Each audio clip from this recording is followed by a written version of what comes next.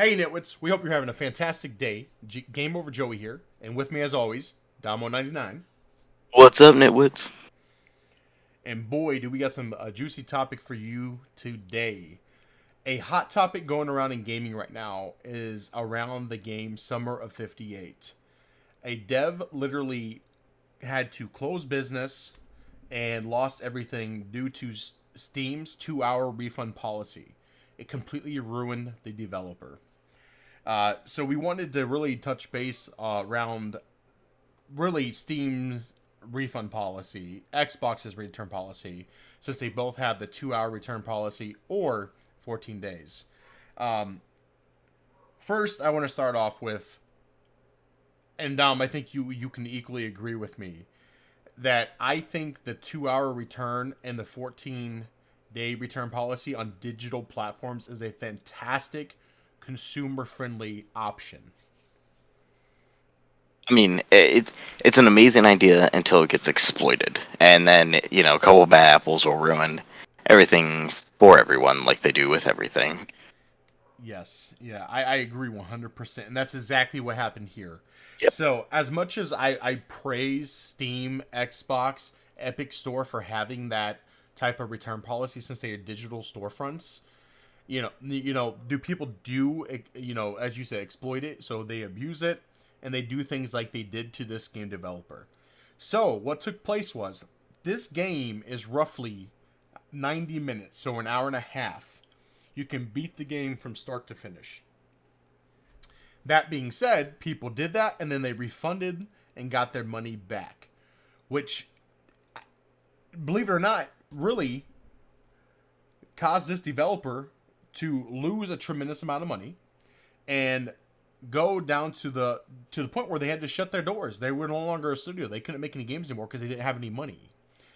So when you think about that, as just a person with morals, right, wouldn't do that. They know that this is their livelihood, especially being an indie studio. It's really, if you did it, you're a scumbag, and that's the flat out put. That's you're a scumbag. You're beneath that. And what I want to say, I can't say on YouTube, and I just think it is absolutely horrible that somebody would actually do that to an indie developer.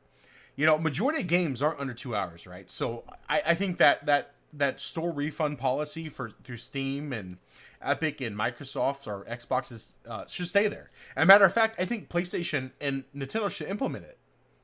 Yeah. I think there's so much good behind it, but this is, like you said, this is an exploit that really, really, really hurts this developer.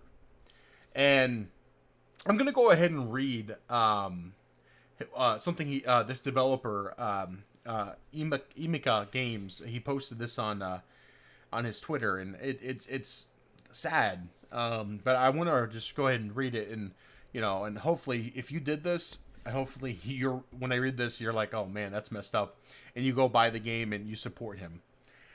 It says, friends, thank you for your support. I'm leaving game development for an indefinite time to collect my thoughts. The fact is that my game, Summer of 58, does not reach 2 hours of playing time by Steam standards, and this regards a huge number of returns on the game, even with positive reviews, and I do not earn anything to create a new game. Thank you very much for supporting me. I am very glad that you like my games, but since I have no conditions to do anything new, I have to do something else. I will immediately answer anyone who asks about from day to day. This game will not see the light of day in the near future. See you later. So, reading that, he's already working on a second game, right? That he's not going to bring to the Steam platform or any platform by that matter, because people abuse the system. So, again, it's very disheartening and very scummy if you did that. So I went out and I bought a copy of the game just to support this specific individual. The game was being sold at what, $8-9, and it's on sale now for like $7. And that's nothing, right? At the end of the day, that's nothing. And for a 2-hour game, that's more than justifiable, especially a game with this nice of details and graphics. It's an indie game. Support somebody like this individual so he can keep making games and hopefully get to a game where he's making, 10-hour games. I don't know. maybe 2 hour games is this individual's forte, which is fine, right? Um, and it's just saddening to hear that people actually do this. So Dom, what's your take on all of this? It's $7. It's the cost of you not going out and getting McDonald's for lunch. Yeah. Just pack your own lunch from the food at home. But just reading reviews, like I think the beauty and the curse of the gaming community is there's an extremely toxic gaming world. Trust me and Joe love to be trolls at times, but more importantly, like there's a gaming community that like really supports each other, and especially indie developers, and like everyone looks out for each other. And I think it's one thing to like highlight here, like people taking advantage of it and doing the 2 hour refund window exploit, and like you can sit there and read reviews. A lot of people are saying like, of course I want my money back. Don't be mad at me for taking advantage, like things like that. I mean, that's the reason why we're going to eventually lose this policy. I mean, it was $7. That's nothing. I mean, that's less than an hour of work for most people. Yeah, so it's kind of crazy to me that you would take that away from this developer and you used his product, you did everything with it, you loved it, and then you took it right to the max and you're like, okay, I'm out. As for the positive things, I mean, whether people actually are playing this game or not, it's awesome to see like just positive comments on Steam about it. A lot of people now are playing it. A lot of people are even saying like, hey, I never would have bought this game, but because of what happened, I bought it to check it out. So it is good to see for the developer, and hopefully it does mean like, hey, maybe he'll come back, and even if it's only like a 3 hour game, that way people can't take advantage of it. It's something. But I mean, the point of the game, it's a pretty simple sounding game, right? Like, it's nothing complicated. So hey, what were you expecting when you got into it? Yeah, I agree 100%. I do think that what took place there was just pure shady, Yeah, and people shouldn't do that. Again, it just comes back to having morals and wanting to support these indie developers so they can move on to bigger and greater projects. So that being said, if you're one of those people that did it, again, you're a scumbag, and what I want to say I can't say here. Um, and I think that's flat out. And now for Valve. yeah, Valve needs to take action, and so does Xbox, and so does Epic Store. There needs to be some type of a clause inside their agreement that they have the right to refund. I mean, the right to refuse refunding a game, especially like this game. So the developer, it's a 90-minute game, right? And and it states that yeah, right it in does. front. Yep, it Like, says the game's Steam page makes it very clear that Summer 58 only has an average playtime of around 90 minutes. So the fact that it warns you before you make the purchase and that you still have the balls to, or I guess not everybody has balls, but you know what I mean, to still refund it is just the absolutely guts. insane. Yeah, the Mm, guts. There we go. And that is just horrible. And the developer is blaming, obviously Steam due to the return policy, and rightfully so, right? And that's when Steam needs to implement something along those lines. If the game clearly states 90 minutes and you submit for a refund and it shows that you've played at least an hour, you pretty much played 70% of the game, 75% of the game, you can't get a refund. They need to add something like that in there. Xbox, Steam, and Epic Store. And this is a call out to you guys. You can More fix these importantly, too. problems. Go ahead. I mean, think of it, if you make it through 50% of a game, like what would you have done if you went through like 50% of Resident Evil, and you're like, all right, I don't, hey, I'm done. Yeah. Yeah, there has to be something somewhere to help out the little guy. And I think that's the thing too. Is I mean, being new to PC gaming, like there's a billion games, Mm-hmm. Yeah. literally like a billion games, all from different ranges of cash, whatever you want to spend. This is $7. That's nothing.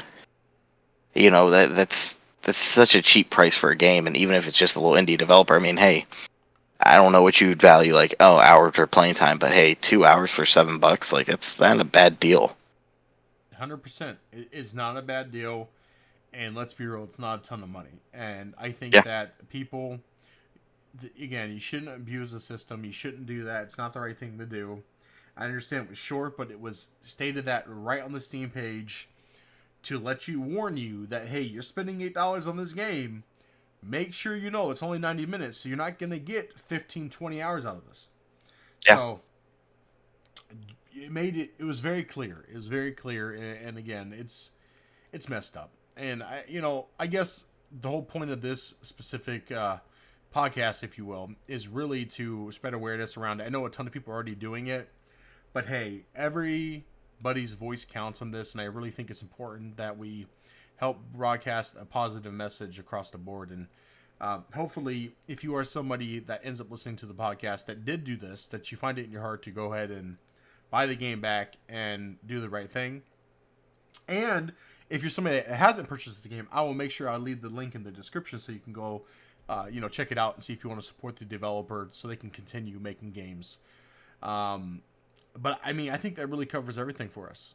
I think one thing just to add into it is like, hey, even if we only reach out and one or two more people buy it, at least that's the community helping out each other, and that makes like us as consumers of the product feel good.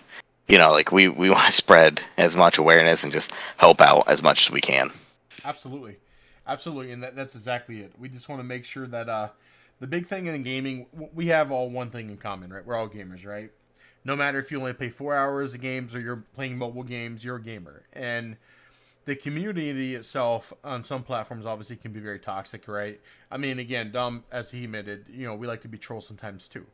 But at the end of the day, we're all here to have fun, and we're all here to support one another. And that's the whole point of our message here, and anyone's message across the board. And I mean, really, thank you for listening. If you made it through the video, and we appreciate the support.